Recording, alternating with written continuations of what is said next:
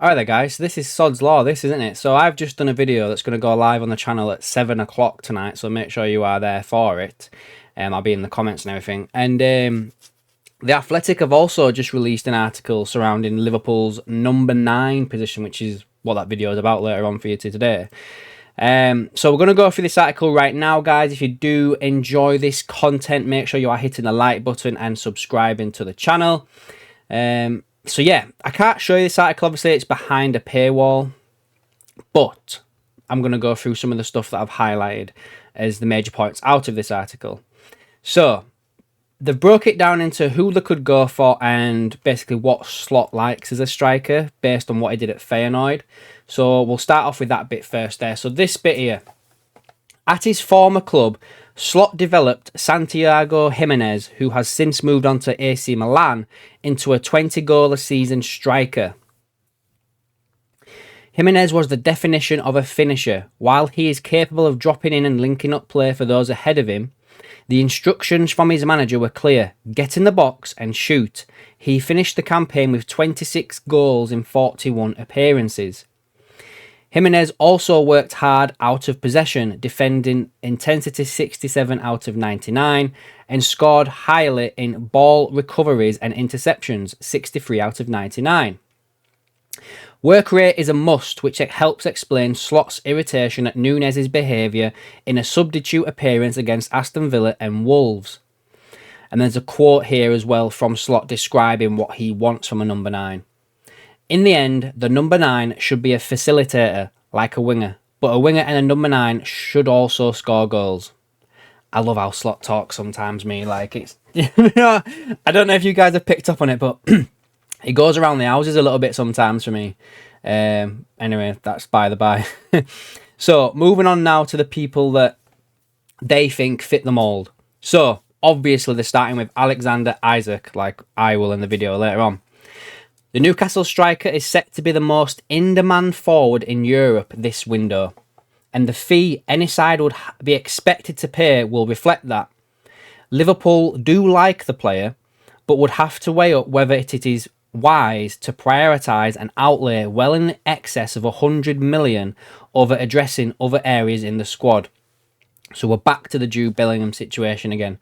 Remember when we was told we couldn't get Bellingham because we had to get more players rather than just one, but then we signed them players and then still went and put 100 million in for Caicedo. Make it make sense, guys.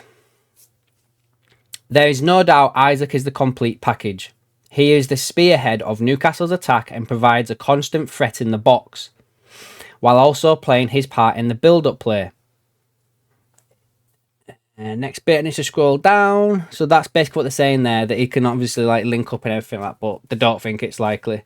You know, it says there that the chances of Liverpool being prepared to pay the kind of money it would need to secure Isak are remote.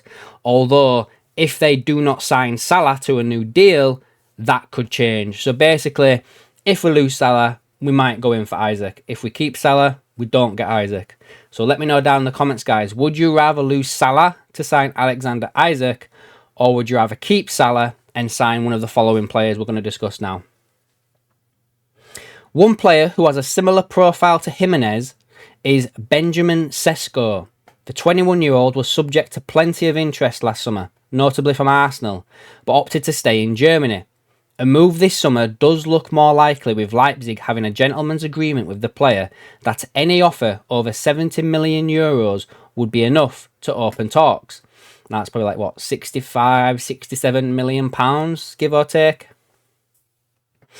Sesko has 10 goals and 5 assists, and is another who does his best work in the opposition penalty area, while also linking play and being disruptive out of possession. His data does not jump off the page this season, but his potential, physique, age and goal-scoring prowess are why he is sought after, which means other clubs will have a head start on Liverpool. Now, he is probably like the number one for me, who Liverpool should be looking at, just due to age profile. FSG type model, you know, sell to buy later on, you know, he's got resale value and everything like that if he keeps going, so worth keeping an eye on. Staying in Leipzig, Sesko's strike partner, Openda, is worth consideration. A return of 8 goals and 5 assists this season is a marked drop-off from his previous 2 campaigns, which saw him hit 20-plus league goals at Leipzig and Lens. But don't let that put you off, they say. In some ways, Openda is a hybrid of Nunes and Jota. He has the pace and direct running to stretch opposition backlines like that Nunes, while offering the poise and intelligent movement like Jota, and can provide the in-tight spaces. At 25 years old, Openda might not offer a much value in the market, but the numbers speak for themselves.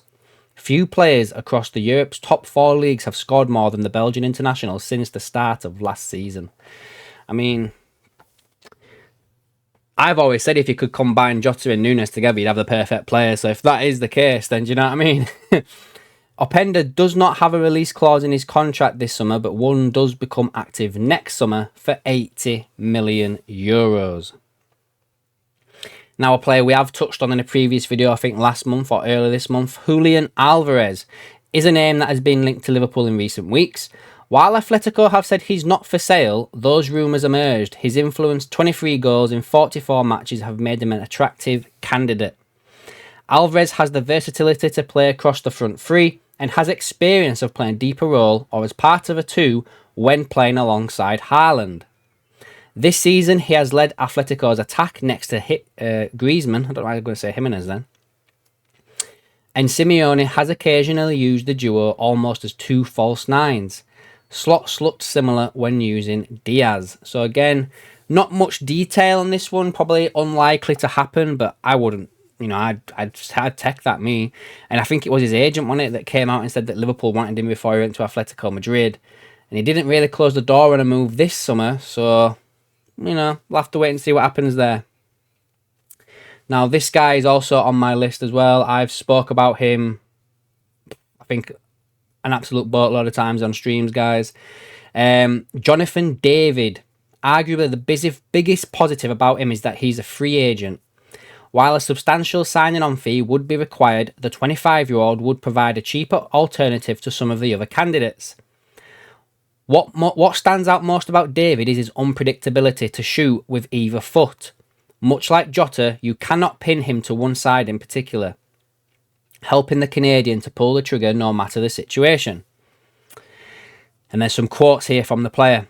If you want to be a top striker, you have to be able to shoot and be very good with both feet, so players can't anticipate what foot you're going to use. So that's why I've worked on both feet. I'd say my left foot is pretty good, but I think I can still get better. And it's like a little bit of a breakdown here. She's got 33 goals against an XG of 31.5, and he has, XG per shot of 0.19. And then lastly, guys, another player from my list, Matheus Cunha, demonstrated his talent at Anfield with a fine goal in the 2-1 victory over Wolves, and the Brazilian has shown throughout the campaign that he could easily be playing for a team nearer the top. While a lot of Wolves' attacking real estate is funneled towards Cunha, he does have the perfect skill set to act as a false 9 within the right system, dropping into pockets behind the lines, feeding others ahead of him while offering a goal-scoring threat himself. Does that sound any familiar? Liverpool fans will not need reminding of the last time they had a Brazilian performance like this, Bobby Firmino. If Salah were to stay, then a centre-forward who could stitch the attack together and find runners ahead of him might mean that Cunha should be worthy of a more attention. His disciplinary record, however, is likely to work against him. And that is the end of this article, guys. So let me know down below. Do you think any of these players are a possibility for Liverpool? Jonathan David, Isak, Sesko, Openda, Cunha, any of these, Julian Alvarez? Let me know down below, guys. And make sure you do come back and watch the video at 7 o'clock. And I'll catch you in the next one.